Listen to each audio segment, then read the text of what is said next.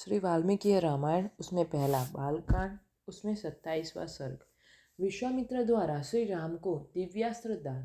Tataka one में वह रात बिताकर यशस्वी विश्वामित्र हंसते हुए मीठे स्वर में श्री रामचंद्र जी से बोले, महायशस्वी राजकुमार, तुम्हारा कल्याण हो। ताटका वध के कारण मैं तुम पर बहुत संतुष्ट हुआ हूँ, अतः बड़ी प्रसन्नता के साथ तुम्हें सब प्रकार के अस्त्र दे रहा हूँ।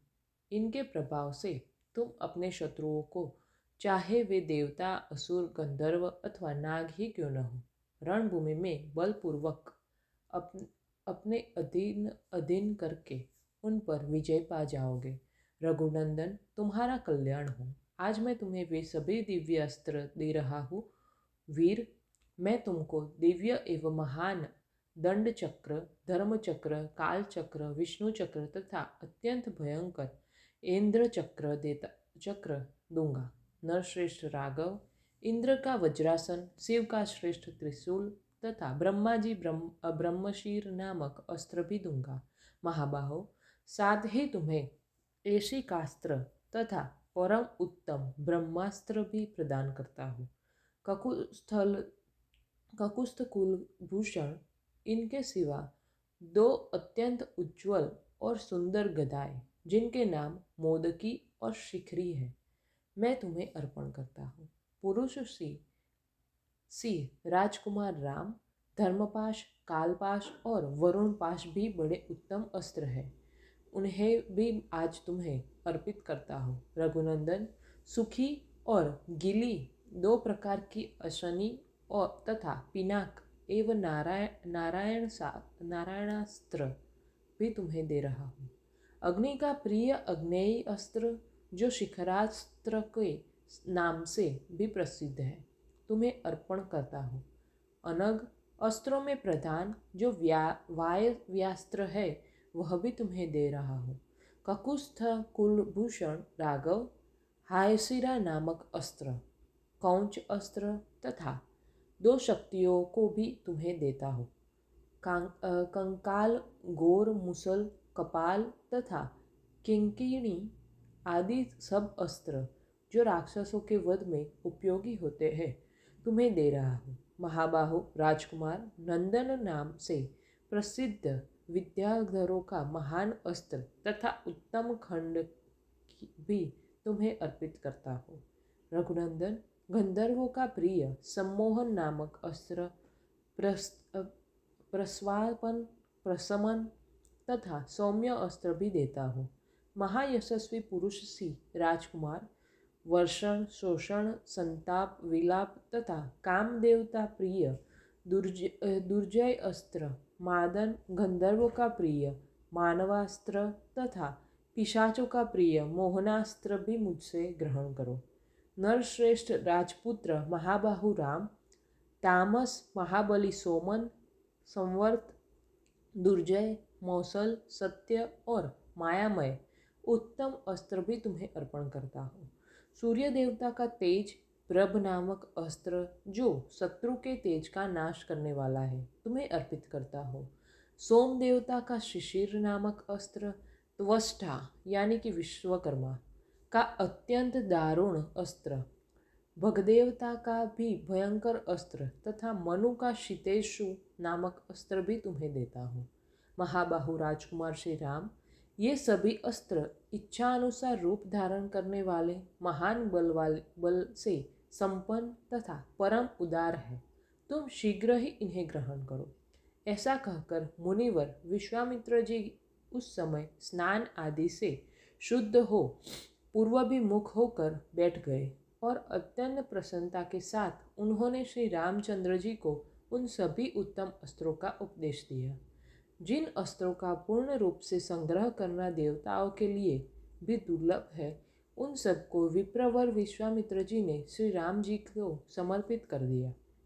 बुद्धिमान विश्वामित्र जी ने ज्यों ही जप आरंभ किया, त्यों ही वे सभी परम पूज्य दिव्यास्त्र स्वतः आकर श्री रघुनंदन जी के पास उपस्थित हो गए और अत्यंत हर्ष में भरकर उस समय श्री रामचंद्र जी से हाथ जोड़कर कहने लगे, परम उदार रघुनंदन, आपका कल्याण हो। हम सब आपके किंकर हैं। आप हमसे जो जो सेवा लेना चाहेंगे वह सब हम करने को तत्पर तैयार रहेंगे।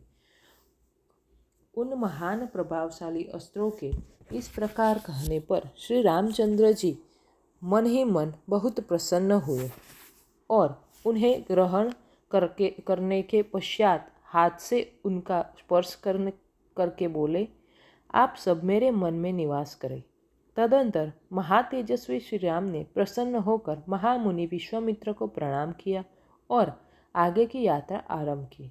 इस प्रकार श्री वाल्मीकि निर्मित आर्ष रामायण आदि काव्य के बालकांड में 27वां सर्ग पूरा हुआ। श्री वाल्मीकि रामायण उसमें पहला बालकांड, उसमें 28वां सर्ग। विश्वामित्र का श्री राम को अस्त्रों की संहार विधि बताना तथा उन्हें अन्याय अस्त्रों का उपदेश करना। श्री राम का एक आश्रम एवं यज्ञ स्थान के विषय में मुनि से प्रश्न।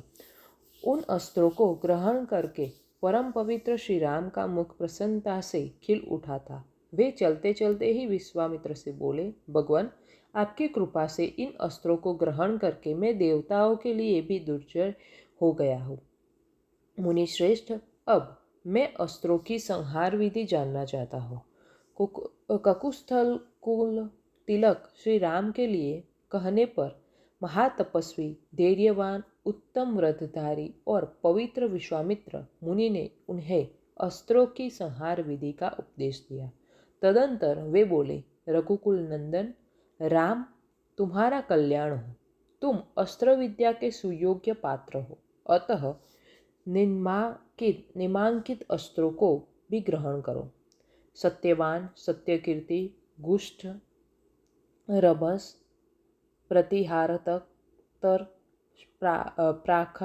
प्रामुख, अवामुख, लक्ष्य, अलक्ष्य, दृढ़नाभ, सुनाभ, दशाक्ष, सत्वत्रक, दशशीर्ष, शतोदर, पद्मनाभ, महानाभ, दुदुनाभ, स्वनाभ, ज्योतिष, शकुन, नैराश्य, विमल, दैत्यनाशक, योगधर और विनिद्र, सुचित, बाहु, महाबाहु, निष्किले, विरुच, सार्चिमाली, द्रुतिमाली, वृत्तिमान, रुचिर, पित्रेय, सौमनस, विद्युत, मकर, परवीर, रति, धन, धान्य, कामरूप, कामरुचि, मोह, आवरण, जुंभक, सर्पनाथ, पंथान और वरुण, ये सभी प्रजापति कुशाश्व के पुत्र हैं। ये इच्छानुसार रूप धारण करने वाले तथा परम तेजस्वी है। तुम इन्हें ग्रहण करो। तब बहुत अच्छा कहकर श्री रामचंद्र जी ने प्रसन्न मन से उन अस्त्रों को ग्रहण किया।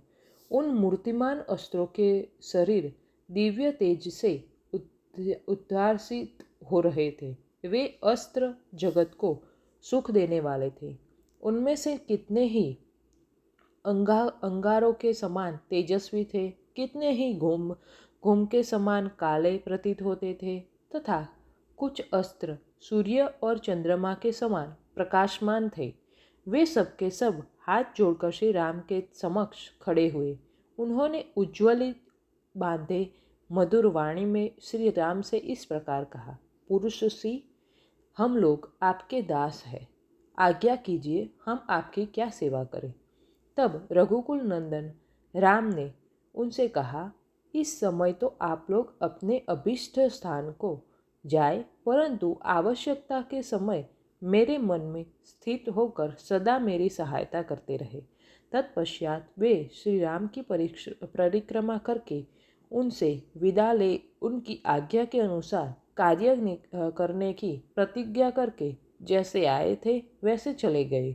इस प्रकार उन अस्त्रों का ज्ञान प्राप्त करके श्री रघुनाथ जी ने चलते चलते ही महामुनि विश्वामित्र से मधुर वाणी में पूछा, भगवान, सामने वाले पर्वत के पास ही जो यह मेघों की घटा के समान सघन वृक्षों से भरा स्थान दिखाई देता है, क्या है?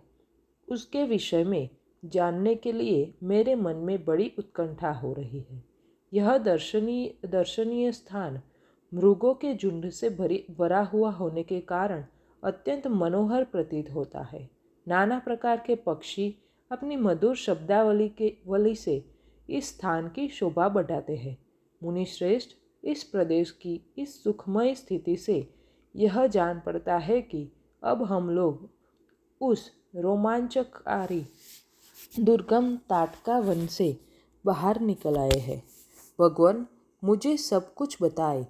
यह किसका आश्रम है? भगवान महामुने, जहाँ आपकी यज्ञ क्रिया हो रही है, जहाँ वे पापी दुराचारी ब्रह्म हत्यारे दुरात्मा राक्षस आपके यज्ञ में विघ्न डालने के लिए आया करते हैं, और जहाँ मुझे यज्ञ की रक्षा तथा राक्षसों के वध का कार्य करना है, उस आपके आश्रम का कौन सा देश है? ब्राह्मण, मुनिश्रेष्ठ प्रभु, यह सब मैं सुनना चाहता हूँ।